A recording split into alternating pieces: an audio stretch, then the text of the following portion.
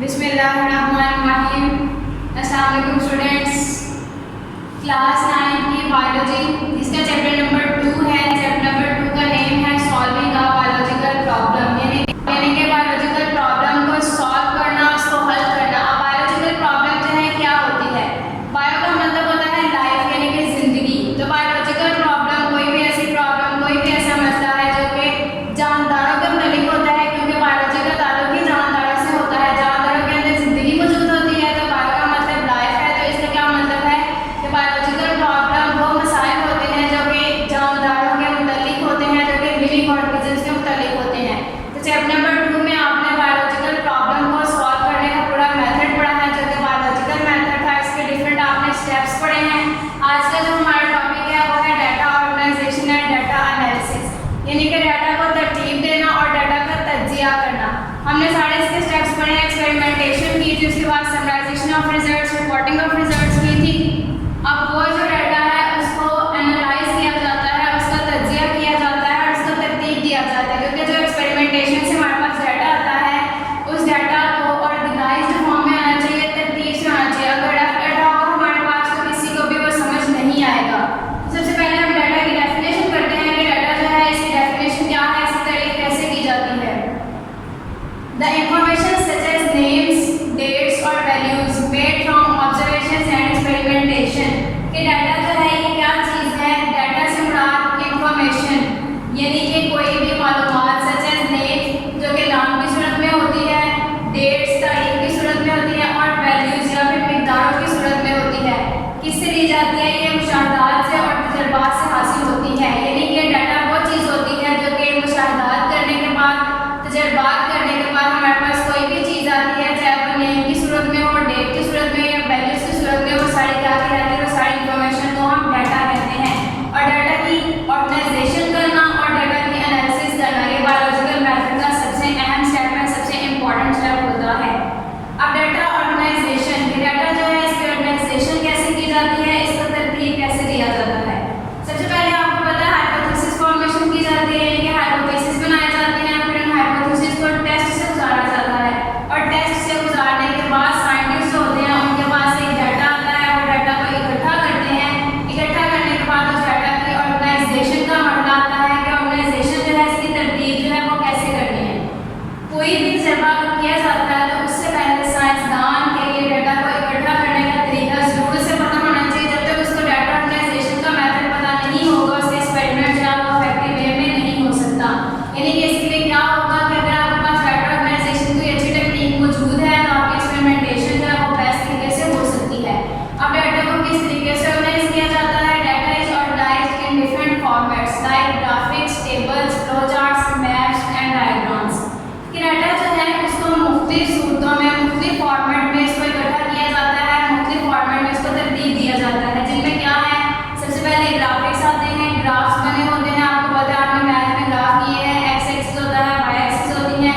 उसके बाद टेबल्स की फॉर्म में होता है, देन फ्लो चार्ट्स की फॉर्म में होता है, मैप्स हैं, अगर कोई बिल्डिंग है तो उसकी मैप की सूरत में भी जाहिर कर सकते हैं, किसी भी चीज़ को इसको डायग्राम की सूरत में भी जाहिर कर सकते हैं। तो ये डिफरेंट चीज़ें हैं, डिफरेंट फॉर्मेट्स हैं जिनके जरिए हम डाटा की ऑर्गेनाइजेशन करते हैं, डाटा को तरतीब देते हैं।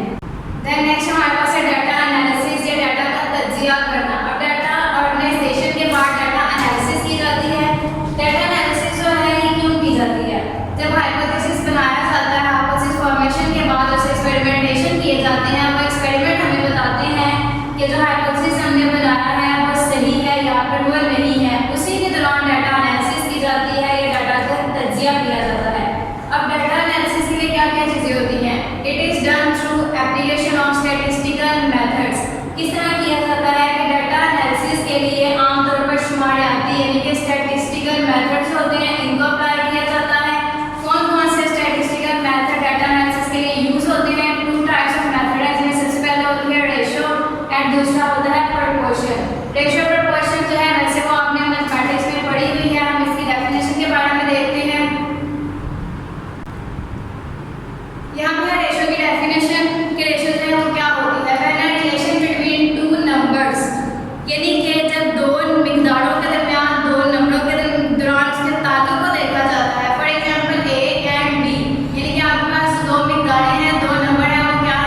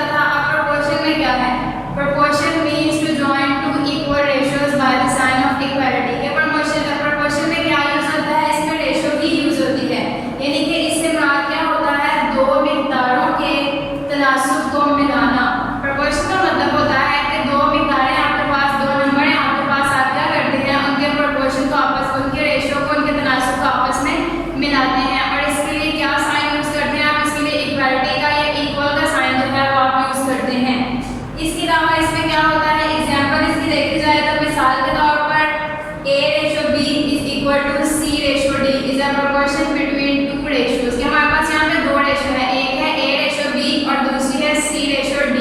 ये दो रेशियोज हैं, इनका हमने क्या निकालना है, प्रोपोर्शन निकालना है। तो इसके दरमियान इक्वल का साइन जो है इसको लगा देंगे अगर, तो इसका मतलब क्या होगा कि ये दो नंबर्स के दरमियान यानी कि दो रेशियोज के दरमियान हम प्रोपोर्शन का साइन यूज करके इसको प्रोपोर्शन मालूम कर सकते हैं।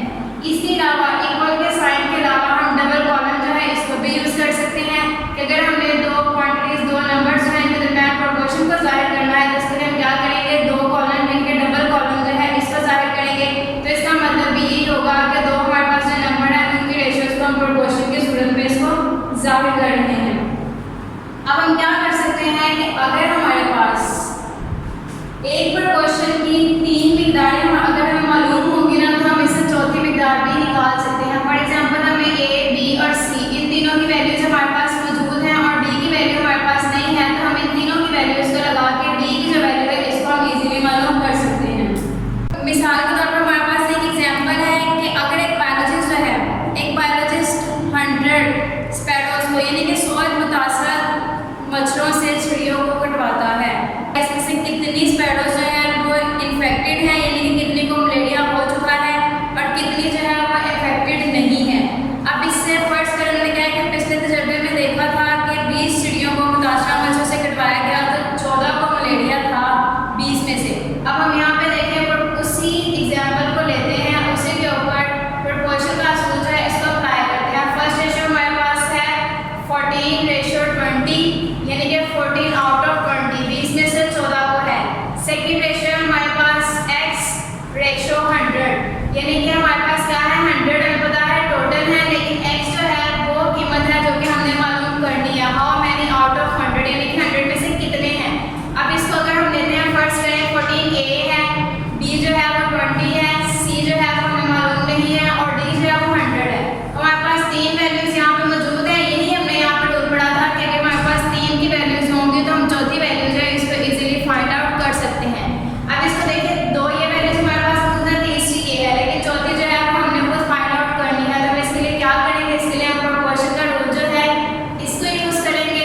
जो आपके पास ये रूल लिखा हुआ है इसके मुताबिक अपने इस एग्जाम्पल को हम पहले लिखते हैं। Proportion 14/2 double column X/100। अब इसमें से क्या करना है, इसको हम, आपको ये भी पता है कि रेशियो जो है उसको हम रेशियो के अगर ये साइन यूज नहीं करते, कॉलम का साइन यूज नहीं करते तो इसकी जगह हम डिवीजन का साइन यूज करते हैं। तो इन दोनों के दरमियान हम डिवीजन के साइन को जाहिर करेंगे। तो देखें X/100 था तो क्या बन जाएगा, X/100 is equal to proportion का साइन, तो उसके बाद 14/20, ठीक है, 14/20। अब आपको पता है क्रॉस मल्टीप्लिकेशन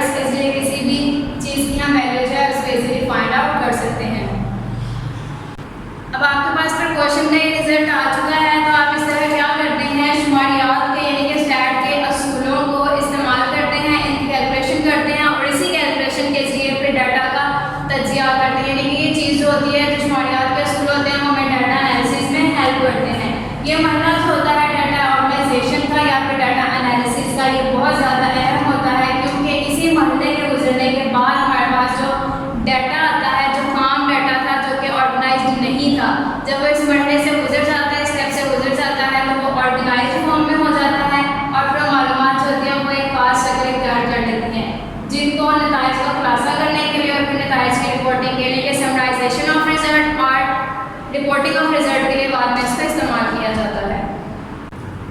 नेक्स्ट हमारे पास हेडिंग है mathematics and integral part of scientific process, यानी कि साइंटिफिक प्रोसेस का जो कि अहम जुज़ है। जैसे आपने पढ़ा है स्टैटिस्टिकल मेथड को शुमारियात के जो असूल होते हैं उनको इस्तेमाल किया जाता है, बिल्कुल वैसे ही मैथमेटिक्स के जो असूल होते हैं उनको भी इस्तेमाल किया जाता है। यहाँ पे मैथमेटिक्स के असूल होते हैं बायोलॉजिकल प्रॉब्लम को हल करने के लिए। बायोलॉजिकल मेथड में जितने भी बायोलॉजिस्ट होते हैं वो क्या करते हैं, मैथमेटिक्स के डिफरेंट रूल्स को अप्लाई करते हैं। वो डिफरेंट रूल्स होते हैं, मैथमेटिक्स का नॉलेज होता है वो कहाँ पे यूज होता है। Knowledge of mathematics is used in gene finding, protein structure and protein interactions.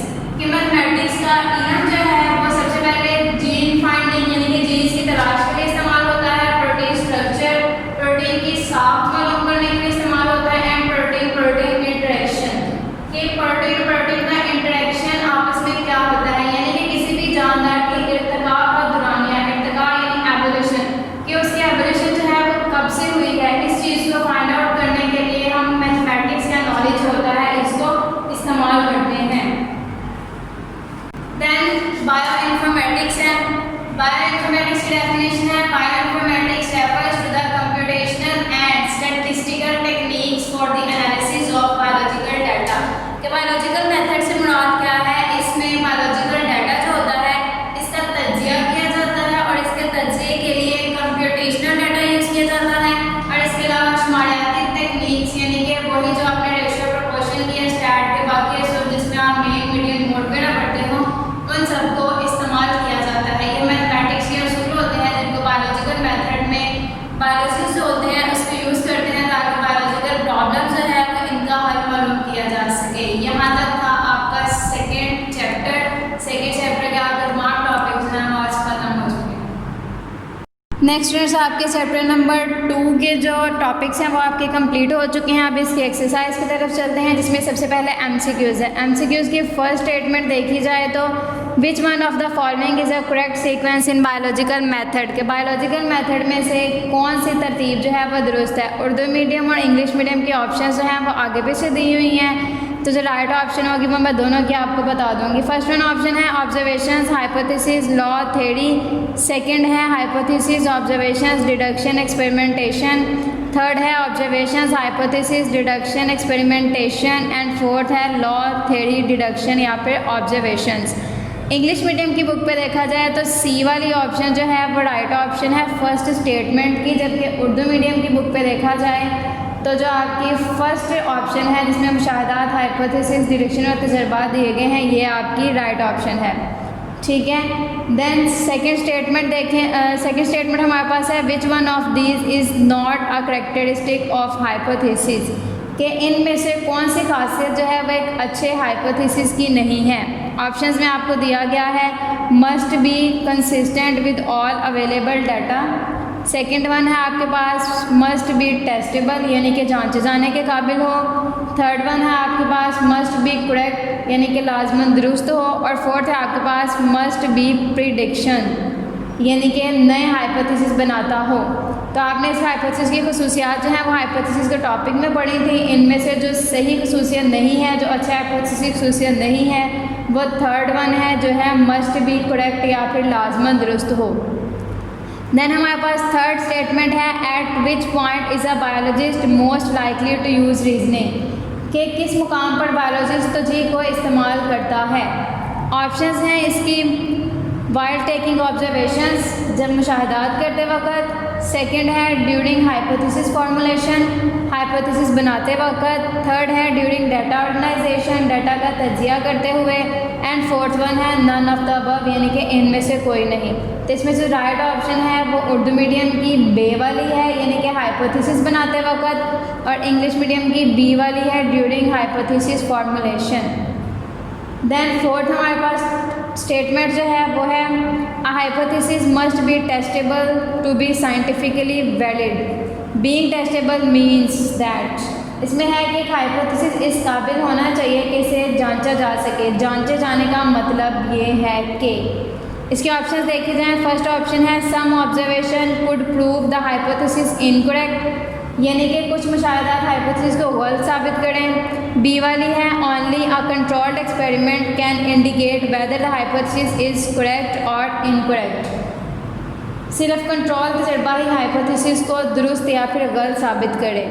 Then है the hypothesis is proven wrong, hypothesis को गलत करार दिया जाए। एंड फोर्थ वन है the opposite of hypothesis is tested and proven wrong, कि hypothesis के मुतजाद बयान को भी जांचा और गलत करार दिया जाए। तो इसकी राइट ऑप्शन जो है वो फर्स्ट वन है, some observations could prove the hypothesis incorrect, कि कुछ ऑब्जर्वेशंस जो हैं इनको गलत साबित करार दिया जाए, यानी कि इनको गलत साबित करें। जांचे जाने का मतलब होता है किसी चीज़ के सही होने या उसके गलत होने के बारे में मुशाहिदा करना। तो कुछ मुशाहिदात ऐसे होते हैं जब मुशाहिदात हम बनाते हैं तो मुशाहिदात जो होते हैं ये नहीं होता कि वो सारे के सारे दुरुस्त हों, इन्हीं मुशाहिदात की बेस पे हम हाइपोथेसिस बनाते हैं। तो इसमें क्या होना चाहिए, कुछ मुशाहिदात हमारे हाइपोथेसिस को गलत भी साबित करने चाहिए। जांचने का मतलब ये होता है कि चीज़ की करेक्टनेस को चेक करना है कि कितने % वो करेक्ट होती है और कितने % वो इनकरेक्ट होती है। फिफ्थ स्टेटमेंट है हमारे पास, which would be the best experimental design for testing hypothesis that bean plants required sodium, कि एक हाइपोथेसिस लोबिया के पौधे को सोडियम की ज़रूरत होती है, इसको जांचने के लिए बेहतरीन तजर्बाती तदबीर क्या होगी। इसको देखा जाए तो आपके पास ऑप्शंस हैं। फर्स्ट वन ऑप्शन है measure the amount of sodium in a few bean plants, के लोबिया के चंद पौधों में सोडियम की मिकदार मालूम की जाए। सेकंड है grow bean plants with and without sodium, के लोबिया के पौधों को सोडियम देकर और सोडियम के बगैर उगाया जाए। थर्ड वन है look for sodium in the leaf tissue, पौधे के पत्ते के टिश्यूज़ में सोडियम तलाश किया जाए। एंड लास्ट वन है analyse root contents for sodium, के पौधे की जड़ों में सोडियम की मिकदार मालूम की जाए। अब इसमें आपके पास 4 हैं, इसको आपने जांचना है कि बेहतरीन तजर्बाती तदबीर कौन सी है, कि सोडियम लोबिया का जो पौधा होता है इसको सोडियम की ज़रूरत होती है कि नहीं। इसमें आप वैसे ही करेंगे जैसे आपने कंट्रोल ग्रुप की डेफिनेशन में पढ़ा था कि आप क्या करते हैं, 2 ग्रुप्स बनाते हैं, एक कंट्रोल ग्रुप होता है, एक एक्सपेरिमेंटल ग्रुप होता है। दोनों को सेम कंडीशन दी जाती हैं, सिर्फ एक मुतग़य्यर जो होता है उसको चेंज किया जाता है। तो इसमें जो राइट ऑप्शन है उर्दू मीडियम के लिए वो जीम वाली है, कि लोबिया के पौधों को सोडियम देकर और सोडियम के बगैर उगाया जाए। जबकि इंग्लिश मीडियम को देखा जाए तो बी वाली है, जिसमें है grow bean plants with and without sodium, यानी कि उनके 2 ग्रुप्स बनाए जाएं, एक एक्सपेरिमेंटल ग्रुप बना लें, एक कंट्रोल ग्रुप बना लें। एक्सपेरिमेंटल ग्रुप जो है उसको सोडियम के बगैर उगाया जाए, उसको सोडियम के बगैर ग्रो किया जाए, और जो कंट्रोल ग्रुप है उसको सोडियम दे के ग्रो किया जाए। तो फिर जो रिजल्ट आते हैं उनसे हमें पता चलेगा कि जो लोबिया का पौधा होता है उसको सोडियम की ज़रूरत होती है या फिर नहीं होती। 6 हमारे पास स्टेटमेंट है, a gardener sees a large snake nearby, he knows that generally snake sting, so the gardener run away, the gardener did which of the following, कि एक माली अपने करीब ही एक बड़ा सांप देखता है, वो जानता है कि आमतौर पर सांप डंग मारते हैं इसलिए वो वहाँ से भाग जाता है। तो माली ने इसमें से कौन सा अमल किया। ठीक है, इसके ऑप्शंस जो हैं हमारे पास, फर्स्ट वन है यूज्ड रीजनिंग, तोजी इस्तेमाल की। सेकंड वन है यूज्ड ऑब्जर्वेशन, मुशाहिदात इस्तेमाल किए। थर्ड वन है कंस्ट्रक्टेड अ थ्योरी, उसने एक थ्योरी तख्लीक दी। फोर्थ वन है टेस्टेड अ हाइपोथेसिस, कि उसने हाइपोथेसिस को जांचा। तो राइट ऑप्शन इसमें बी वाली या बे वाली है, कि यूज्ड ऑब्जर्वेशन, उसने मुशाहिदा इस्तेमाल किया, क्योंकि उसने मुशाहिदा किया हुआ था, लोगों को देखा था कि वो डंग मार देता है सांप जो है दूसरों को, तो वो वहाँ से इसलिए भाग गया ताकि उसको सांप जो है वो डंग ना मार दे। 7th वाली हमारे पास है, a scientific theory has which of the following properties, कि एक साइंटिफिक थ्योरी जो होती है उसके अंदर कौन कौन सी खसूसियात होती हैं। फर्स्ट ऑप्शन है it agrees with available evidence, कि ये तमाम दस्तयाब सबूतों से मुतफिक होती है। सेकंड वन है it can not be rejected, इसे मुस्तरद नहीं किया जा सकता। थर्ड वन है it has been absolutely proven, कि इसे हतमी तौर पर साबित किया गया हो। एंड फोर्थ वन है it does not need to be altered in the light of new evidence, कि नए सबूत मिलने पर भी इसमें तब्दीली नहीं की जा सकती। तो इसकी राइट ऑप्शन जो है वो फर्स्ट वाली है, अलिफ वाली या फिर ए वाली, it agrees with available evidence, के तमाम दस्तयाब सबूतों से मुतफिक होनी चाहिए। क्योंकि थ्योरी जो होती है जब वो सारे प्रोसीजर से गुजरती है, एक्सपेरिमेंटल से, समराइजेशन ऑफ रिजल्ट से, उसके बाद गुजर के वो क्या बनती है, वो एक थ्योरी बनती है। तो जो अच्छी थ्योरी होती है, जो साइंटिफिक थ्योरी होती है, फिर वो उसको क्या किया जाता है, वो हमेशा दस्तयाब सबूतों से मुतफिक होती है। देन हमारे पास है 8th, experimentation is only a step of scientific process but it is very important कि जो मुशाहदात करना होता है बायोलॉजिकल मेथड में, तजर्बात जो होते हैं वो सिर्फ एक कदम है, लेकिन ये बहुत अहम है क्योंकि ये हमेशा ऑप्शंस इसकी हैं। फर्स्ट वन में give the biologist a correct result, के बायोलॉजिस्ट को दुरुस्त नतीजा देते हैं। सेकंड है allows rejection of some alternative hypothesis, के चंद मुतबादिल हाइपोथेसिस को गलत साबित करने का मौका देते हैं। थर्ड वन है ensures that hypothesis can be confirmed with certainty, कि यकीन दिलाता है कि हाइपोथेसिस की तौसीक हमेशा के लिए हो सकती है। फोर्थ वन है give scientist a chance to work in the laboratory, के साइंसदान को लेबॉर्ट्री में काम करने का मौका देता है। तो इसकी राइट ऑप्शन देखी जाए तो फर्स्ट वन है कि बायोलॉजिस्ट को दुरुस्त नतीजा देता है, gives the biologist a correct result, क्योंकि जो तजर्बा होता है इससे हमें पता चलता है कि जो हमने हाइपोथेसिस बनाई थी वो सही है या नहीं है। अगर तो वो सही साबित होंगी तो हमारा जो नतीजा आएगा वो बिल्कुल दुरुस्त साबित होगा। 9th अब हमारे पास लास्ट ऑप्शन है जो कि है you are testing hypothesis, students learn more if they drink tea before sitting for study. Your 20 experimental students drink tea before study. You test their learning by giving questions. Your 20 students of the control group should have all experimental conditions identical to the experimental group except that. कि आप एक hypothesis को जांच रहे हैं कि तलबा अगर पढ़ने के लिए बैठने से पहले चाय पी लें तो वो ज़्यादा पढ़ते हैं।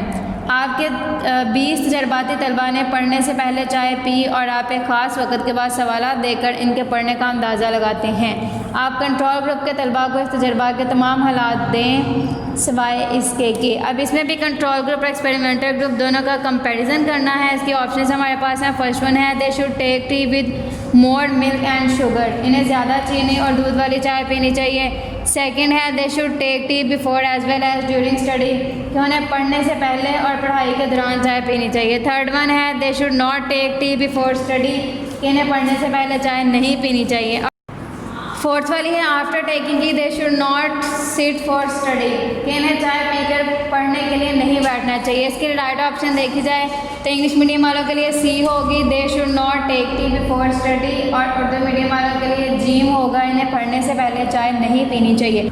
यहाँ तक थे आपके चैप्टर नंबर 2 के MCQs। देन चैप्टर नंबर 2 के शॉर्ट आंसर्स हैं differentiate between theory and law. तो इन दोनों की डेफिनेशंस जो हैं वो आपको करवाई गई हैं, थ्योरी और लॉ या प्रिंसिपल की डेफिनेशंस विद एग्जांपल, वो आपने कर लेनी है। देन सेकंड क्वेश्चन है हमारे पास शॉर्ट आंसर जो है quantitative observations are better in biological method how, कि बायोलॉजिकल मेथड में मिकदारी मुशाहिदात बेहतर होते हैं कैसे। ये आपने ऑब्जर्वेशंस की हेडिंग में करना है। ऑब्जर्वेशंस की हेडिंग में आपने पढ़ा था 2 टाइप्स ऑफ ऑब्जर्वेशंस होती हैं, एक क्वांटिटेटिव होते हैं और एक क्वालिटेटिव होते हैं। लेकिन जो क्वांटिटेटिव होते हैं वो बेटर होते हैं। क्यों होते हैं? क्योंकि उनके रिजल्ट जो हैं वो इन टर्म ऑफ नंबर्स होते हैं, मिकदारों की सूरत में होते हैं और उनको ईजीली हम मेजर कर सकते हैं। यहाँ तक आपका चैप्टर नंबर 2 कंप्लीट हुआ। Thank you so much.